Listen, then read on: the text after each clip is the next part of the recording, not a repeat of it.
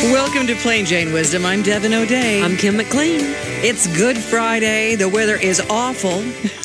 No, it's not. It's vibey and, mystery is all enshrouded in the air out there. You know, you are a true songwriter who can look at the way that traffic was getting into the studio through the thing. That is you can either look at the traffic or you can look at the colors. Okay, so it's a beautiful night filled with rain and bad kind of situations, but I thought it was puddles splashing around joyously. Easter egg hunt's going to require a snorkel mask. Well, but it's okay. It is okay. But something that's not okay is there is a Republican from Dresden, Tennessee, Representative Andy Holt in the state of Tennessee, that has created a bill to encourage and make it legal to have horse slaughter plants in the state of Tennessee. And that's wrong on many levels. But I have been opposed to it for a long time, not among which is just the inhumane treatment of horses, and we've talked about that. But about what we discussed the last time we talked about this subject was how bad it was for the economy and for the environment. Mm-hmm. And Jo Claire Corcoran is on the phone from Virginia. Are you in Virginia tonight, Jo? Yes, I am. And you've been very vocal on Facebook, and you've got groups that are started, and you've really been anti-horse slaughter. The people who are pro-horse slaughter always say it's going to help stop the inhumane treatment of horses, which I think is such a stupid oxymoron.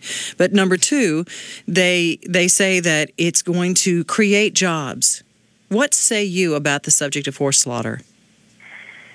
Well, I'm also on the board of directors with an organization called Equine Welfare Alliance, which is a national organization that works towards ending horse slaughter and the welfare of the horse. Horse slaughter does not create jobs.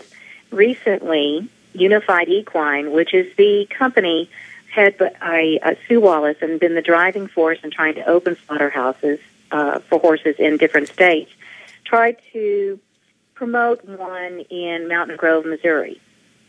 And she had said that Chevadico, which is a Belgium-owned company, would be an investor and a part of that. Well, Chevadico spoke at their meeting, and what Chevadico said was that 95% of the jobs would actually be held by people that they had to import in to do the jobs because Americans refuse to do this job. So therefore, it's not going to help local economies. What it will do to local economies is cause a burden on your healthcare systems, on your school systems, because most of these people will be paid very low wages. They won't have health insurance. And there won't be any Americans or locals getting these jobs. The 5% of the jobs that will be held by Americans will be upper-level positions that they probably import someone in for. Are you familiar with what happened in Kaufman, Texas? We had the Yes. former mayor of Kaufman, Texas on, and she said while she was mayor, remember, Kim, when she was talking about that, she said no other companies wanted to even talk about moving in there. They would go to Kaufman, Texas, take a look at it, and you could literally hear the screams of the horses. and see the blood in the ditches from the horses. And that's part of the problem, too, is the waste management. They talk about using lagoons and things like this. The problems with Kaufman and even some of the newer ones in Canada are that the odors were so bad in Kaufman, the plant actually put up chlorine misters to try to cover up the smell. Wow. And the hospital had to install special air filters to protect its patients. So it just overwhelmed their sewer systems. Wow. They're talking about using a lagoon system, and lagoon systems are an alternative wastewater treatment. But the problem with horse slaughter plants using lagoon systems, and they have failed most every place they've been used, is because we give our horses so many medications, things like antibiotics and other drugs that are in their blood. And so when that blood is then being put into that lagoon system, it's killing the things that are supposed to be breaking down the contaminants that are in the water. And so, therefore, it doesn't work the way it's supposed to. And then the volume of blood, a horse has something like 60% more blood by volume than a cow. Wow. There's really no one else that will use the blood anymore. They used to use it in things like fertilizer, but because of the medications that we give our horses, they're not buying it. Hmm. Well, thankfully for that, at least. Right. Yeah. It's horrific. It's everyone that is a proponent of it. It always boils down to money. But not money that goes into the economy or to the average ordinary person who is in that community. It always, 100% of the time, hurts the people who live near the plant, around the plant, both economically and environmentally. It always does. And that's the reason that they close the plants to begin with. Mm. Right. And there's an increase in crime. One of the arguments that they use is that the other cities where there had been, or towns that there was no statistics kept on crime, well, they were in much larger areas. But in Kaufman, where it was a more centralized or more a smaller area, they were better able to track crime statistics because that was it. And so there have been studies done that show there is an increase in crime in communities with all slaughterhouses, but it appears to be even worse for horse slaughter. Violent crimes like sexual assaults and crimes against the family are most affected. Domestic violence, child abuse, all these things. And now, is there some link? Now, I do know that even in a state like California, where nothing like that. I mean, they always, the California has always been the one that anything against the environment, whatever. When there was horse slaughter in this country, the horse theft alone went up like 600%.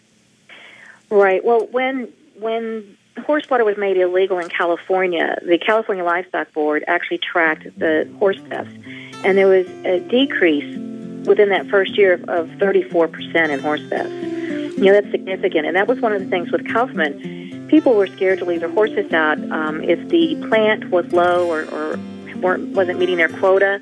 Horses would start disappearing in the surrounding area, and that was one of the things. It was a real estate agent that I know who works in that area and could not sell properties when the plant was operating there because people were afraid to move to that area with their horses because they were afraid their horses would be stolen. Jo Claire Corcoran is our guest. If you would hold for one moment, we have to go to break and pay a few bills. But when we come back, she is with the Equine Welfare Alliance, a national organization. But we're talking horse slaughter in Tennessee. It does affect you. You may not have horses, but it affects you. If you sell real estate, if you have a company, if you have a business, you better listen because it will affect you. The number to call in is 1-800-688-9522, 1-800-688-WLAC. And we'll be back with more on this subject, plus some other things that will help you. Isn't that right, Kim? Yes, indeed. You got all you need. Plain Jane Wisdom, I'm Devin. I'm Kim. I don't know what day it is. Well, I'm having a delayed reaction. It's not Good Friday. No, but why do it feels like Good Friday, It's pre-Good Friday. It's Maundy Thursday. See? And you are the official word on what's going on as far as the liturgical Easter calendar. Well, if we were in a different country, we'd be receiving a special ceremonial coin today. Oh, really? Mm-hmm. Wow. But we're not. The Royal Maundy. The Royal Maundy. Now, see, now you can write a song about that. No, because I can hardly say it. I just like that tomorrow's Good Friday. It is. It's a so good this thing. can be Good Thursday. Let's make it Good Thursday. It is Good Thursday. Good old rainy Thursday. Well, I want to thank all the folks who are listening via the internet at WLAC.com. We're talking about a subject that it's near and dear to our hearts. I don't understand how over 80% of Americans polled oppose the slaughter of horses for human consumption. However, it is getting it's sneaking under the doorways and it's getting approved in places with the thought that it's going to create jobs and somehow it's going to save these poor horses from starving to death. And that's just not true. Jo Claire Corcoran is here from the Equine Welfare Alliance.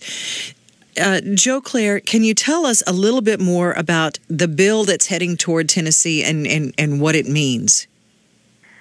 Well, the bill that we know about right now is basically a violation of the Constitution.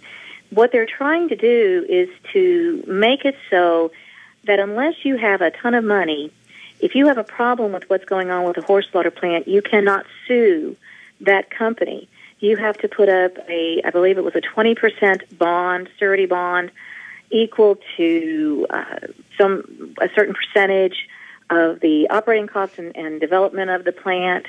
And if you lose, then not only do you forfeit that, then you also have to pay their attorney fees and legal fees, all that.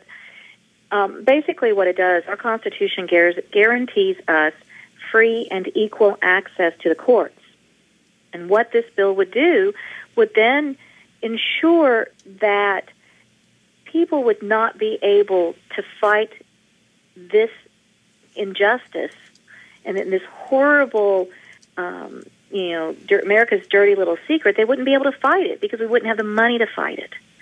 And that's in violation of our Constitution. And this is the bill by Representative Andy Holt from Dresden, Tennessee. Right. And Janice Santani is a Democrat from Nashville, and she opposes opening a slaughter plant in Tennessee. She says this is an industry that is historically fraught with noncompliance with environmental, worker safety, and health-related policies. And she she cites Kaufman, Texas as the reason.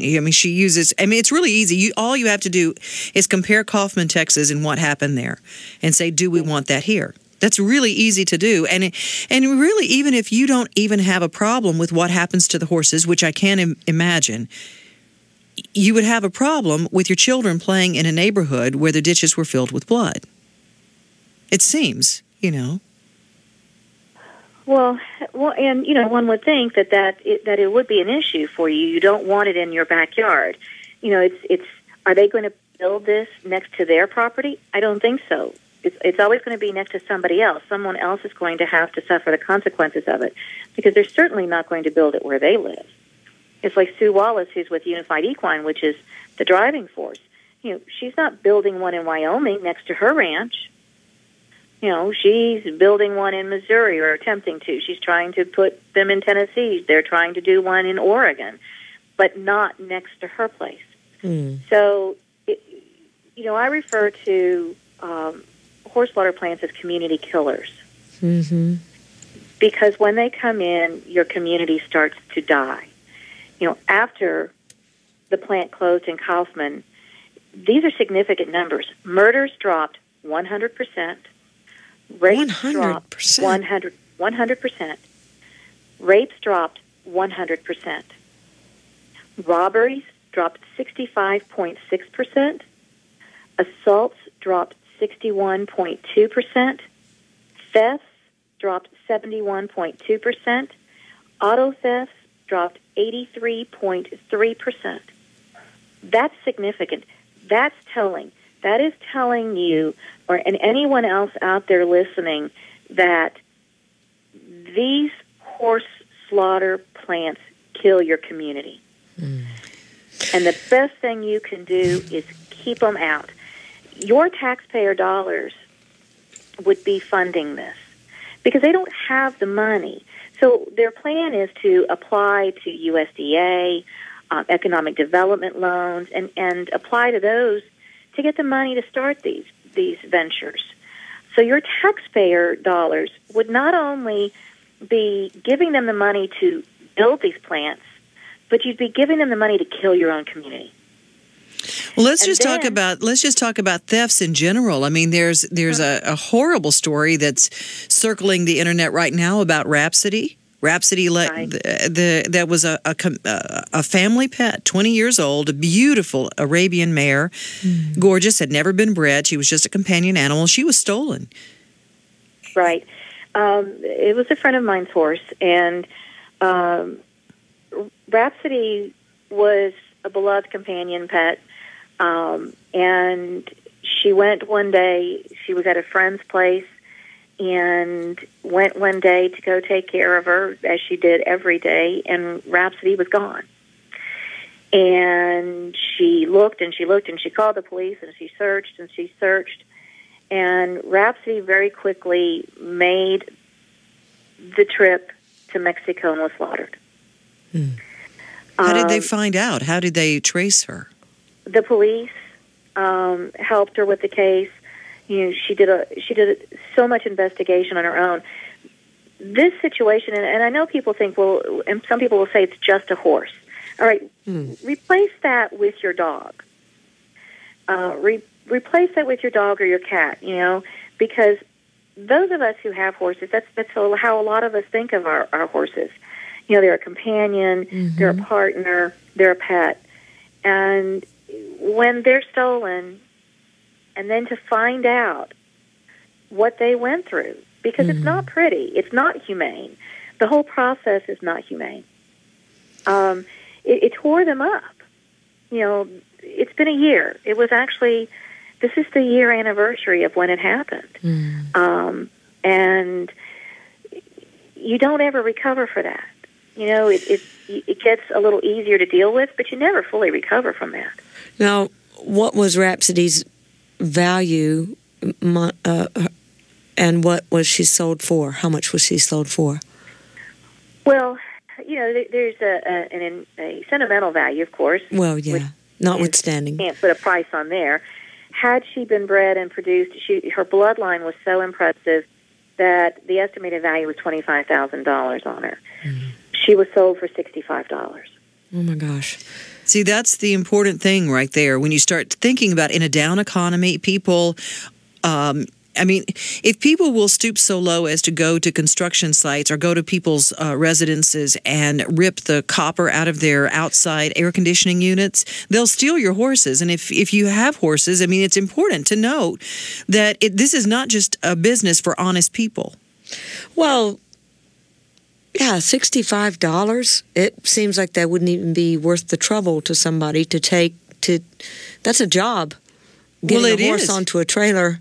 But it is if you get good companion animals and they're trained well. You pull up to someone's house or out to a back pasture, load up the horses, they go right on the trailer, sell them for $65 a piece. You can put quite a few on a trailer the way these people do it. And if it's in your backyard, it doesn't even cost as much in gas. It's right there. So the loss is insurmountable.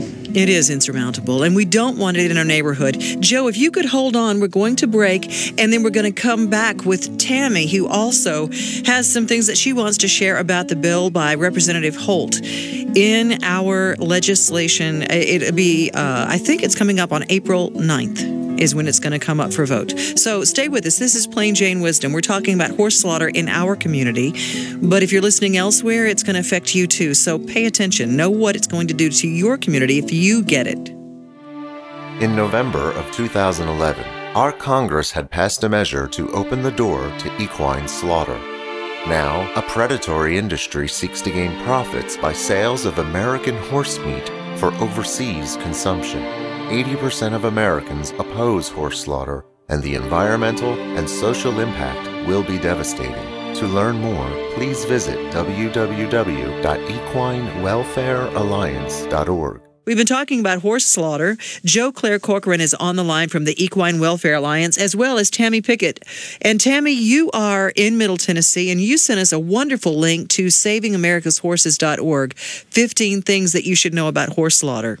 You send a link to that. Right. I put that on your website, and I'm actually in East Tennessee. I'm not in Middle Tennessee. I'm in East. Oh, my goodness. Okay. So do you know Representative Holt? He's the person that's putting this bill before the Tennessee legislature on April 9th, I believe. I've met him, and what people need to also remember is the wording, the addendum, is by Frank Nicely, who has tried to bring this same verbiage before in a bill in 2008, 2009, and 2010. And Tennesseans have risen to the occasion in those 3 years. And we saw or heard nothing from Frank Nicely about horse slaughter in 2011. He now is trying to backdoor this through Representative Holt, who is the front man. They know that this bill is unconstitutional. Attorney General Bob Cooper was quoted in USA Today about how unconstitutional this is. It violates not only the U.S. Constitution, but also the Tennessee State Constitution. And these guys disregard our rights as Tennesseans and as Americans. They think that what their beliefs are should trump what their constituents want. And Tennesseans need to rise to the occasion and show them, no, they don't. We need to be pounding the phones, pounding the email, sending faxes, telling our legislators, vote no to 3619. We don't want horse slaughter in Tennessee. 3619. Yeah, Tammy, you and Joe are both on the line right now. Both of you, tell us what we can do. Okay, first, they can call their representatives. They can fax them or email them. Can you tell them how to do that? What we can do is I can actually put a link on Facebook if they're part of your group. I can give you information that you can tweet out where they can put in their zip code, and it'll tell them exactly who their person is to call. We have letters from attorneys in Nashville where they can use that to quote the unconstitutionality of this amendment. I've got letters. You can email. I'll give you my email. My email is I am a boss, BOSS, Mare, MARE, @gmail.com, and I can send you everything that you need so that within 2 minutes you can call or email your legislator to help us defeat this on Monday. An important thing to remember, Dr. Carol Swain, who is a repeat guest here, she said, just remember that if you're going to call your state legislature, as many as 4 phone calls, 4 emails, or 4 letters constitutes a landslide of response. Now, can it be if someone is intimidated by the prospect of composing an email or making a call, can they just put in an email, vote no? Yes. Yes. Can it be that simple? And when you're calling, all you have to do is say, I urge Representative such and such to vote no to HB 3619. That's all they have to say. Vote no. They record how many no's. When this was up for vote 3 weeks ago, when Andy Holt deferred this for 3 weeks, it's because we locked up their phone and email and faxes. Tennesseans rose to the occasion, and they withdrew from a vote because they probably didn't have the vote. They knew that we had called and voiced our opinions. The state of Tennessee was telling them no for the 4th year. We don't want horse slaughter. Tammy, thank you so much for calling in. I'll give out your email again toward the end of the show so people can get that again. We want to lock it up again. You are so welcome. And Joe, you are still there. Do you mind if we go through this list, Joe, of the things, the 100,000 horses on average were slaughtered every year in the U.S. before it was illegal. Special interest groups are pushing to reopen slaughter plants across the country, even though the industry devastates American communities and almost exclusively profits foreign interest. Okay, do you want this in your backyard? Most horse slaughter plants in the U.S. were foreign-owned, and some paid as little, get this, as $5 in taxes on $12 million in sales. We'll have more about horse slaughter and how we don't want it when we come back to Plain Jane Wisdom. Plus, get your geek on. What happened in 1929? What happened in 1929? Can't wait to find out. Stay with us. We have been talking about horse slaughter in the state of Tennessee and Middle Tennessee, and John is on the line. And John, apparently you think that we have a one-sided argument, and we like to give everybody a chance to state their mind. So what do you think about horse slaughter in Tennessee? Well, first let me say I've owned horses. I have a small farm, some of which the animals are used in the meat industry, not horses. I have no fight in this, okay? Mm-hmm. And I'm all for debating whether horses should be used in the meat industry, okay? Mm-hmm. Some cultures accept it. I might be interested in trying it if I saw it at a restaurant, but I might not. Okay, let me just say that up front, okay? Mm-hmm. I love horses, though, and I've owned them. But I just feel like your argument repels me because it sounds like all these political arguments I hear all the time, and you've even brought politics into it. And I don't want to today say I'm a Republican, Democrat. I don't care. Mm-hmm. But your arguments repel me because they're extreme. You bring this lady in from, I don't know, North Carolina who's saying things that really make me question your arguments, things that sound, I think of the cattle industry or pigs or other animals that are used in the meat industry, and I never hear these things about those slaughterhouses. Why would horses be any different? It makes me question your arguments that only the horse slaughter industry would be this way. Now, look, I don't have a nickel in this. I don't care. But if I were you, I wouldn't make this so extreme where you're trying to scare people because it repels me. Well, I appreciate your call, John, and we do want to answer that. Thank you so much for your call, because we do welcome what you have to say. And the reason that it's political is because it is coming up for a vote April 9th. And heretofore, no one has come up with anything against horse slaughter on any of the media. I mean, as a general rule, people don't, and then only part of the argument is given. And so it's important to know how it affected other places. The reason that we brought somebody in from other places is because we have to ask how did it affect, for instance, Kaufman, Texas? We had the mayor from Kaufman, Texas on. How did it affect your community? It's not trying to scare people. It is the truth. For instance, did you know that American taxpayers, at least $5 million annually, is burdening the taxpayers of our country to subsidize the plants? That's what happened before. It's already been here. Now, horse meat can be toxic to consume because you were talking about the difference in the beef industry and horse industry. Horses are not raised for food in this country, and so the things that we feed them, for instance, just the painkiller Bute, it says never, ever, ever, under any circumstances, consume meat that has this chemical in it. But we're serving it not to people in America because America doesn't eat it. I'm from Louisiana. We ate everything. So, I mean, this is not what we're talking about. I'm not talking about whether it's ethically right to eat the animal. I'm talking about how it's done. And this meat is not suitable. It's not raised for food. I just don't think it's right for us to sell it to somebody else so their children can eat toxic food. And also, slaughter plants cause horrific environmental problems. In communities where horse slaughter was legal, things like blood gurgling up in bathtub type problems because it affects the plumbing and the groundwater and things like that. And then, not to mention, kill day, the stench on kill day is horrible. So the horse meat from the slaughterhouses is being consumed by people in other countries. Oh, right. In other countries. So, Joe, and you can help me answer those questions and help Kim and I as we try to let them know that we're not just trying to scare people. This is actually a problem. Right. And the Maybe people of Corcoran, Texas lived this.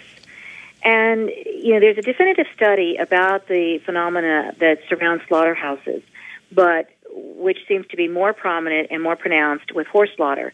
And that was done by Fitzgerald and Kaloff. We're not just pulling figures out of the air. This is the reality. This is what happens. There have been long-term studies done with people who work in slaughterhouses. And when you're constantly in that environment, it affects a person's behavior and their way of thinking. And it comes out in violence. It's not a nice job. I mean, it's bottom line. We don't raise horses for food in this country. They want to eat horses in France or Italy or Belgium. Let them eat horses, but they don't need to eat American horses. We don't raise our horses for food, and as such, they are not raised under the same food safety guidelines that we raise our beef, our pork, our lamb. We have very stringent guidelines set forth by the USDA. The FDA considers the horse to be a companion animal, and therefore they do not fall under the same guidelines. I'm a horse owner. I have been on a horse since I was 4 weeks old. I have rescued horses. I have a rescue now. He's an off-track thoroughbred. Let's talk about thoroughbreds. They take a thoroughbred off the track. They've been tracked by people and in studies. They take them off the track. They're given bute, clenbuterol, all these medications that are given on race day, taken straight off the track, sent straight to slaughter, and on someone's plate within about 7 days. Oh, my. So the studies that have been done, the FDA pulled phenylbutazolidone, or as we call it, bute, off of the market for human consumption years ago because it kills people. It's a carcinogen. So therefore, it causes aplastic anemia. It causes birth defects, various other illnesses and diseases. And we know this, and it is deemed to be unsafe for human consumption.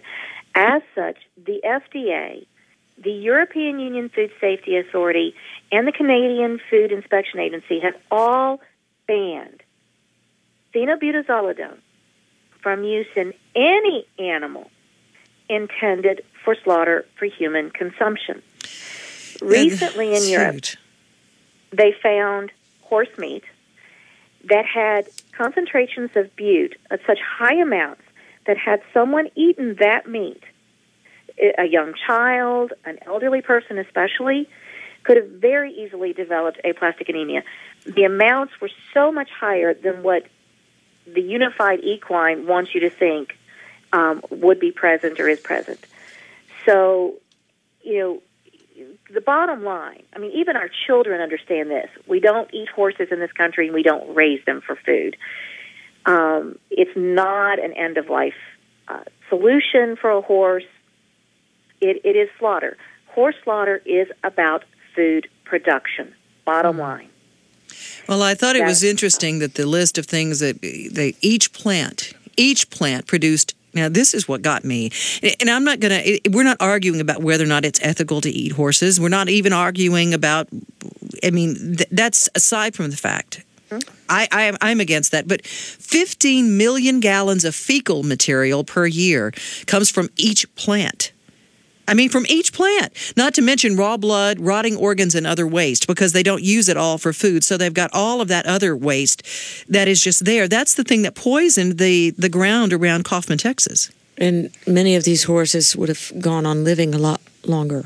Oh, yeah. So has there been any research done to see the effects actually on any communities in France or Europe or places that have gotten hold of this meat?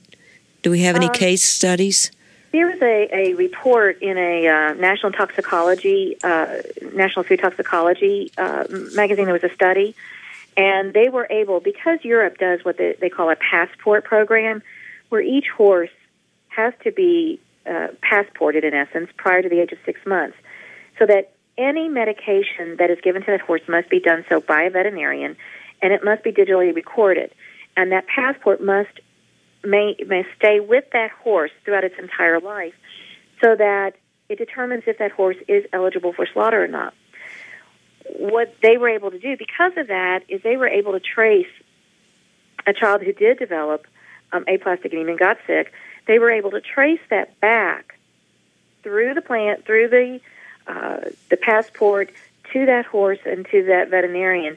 And so they were able to track that back to the bute that horse had been given. My goodness. Well, Jo, thank you so much for what you have enlightened us with. Jo Claire Corcoran from the Equine Welfare Alliance. We encourage each and every one of you. We're not talking about whether it's ethical to eat horses or not. That's not our point. John, thank you so much for calling. Well, your points were well made, and we welcome all of your opinions, even if you disagree with us. What we want to say is that we don't want it in our backyard because it ruins the environment, and economically it's bad for our community. We want to be able to sell real estate. We want to be able to have other companies come here, and we don't want to have chlorine misters to keep the smell down because these places are in our areas, especially the rural areas around Middle Tennessee. Our sponsors include Hunter's Custom Automotive, YMCA, Midstate Air and Heat, Davy Essentials, and Value Vet. Like we always say, God loves you, baby. Bye.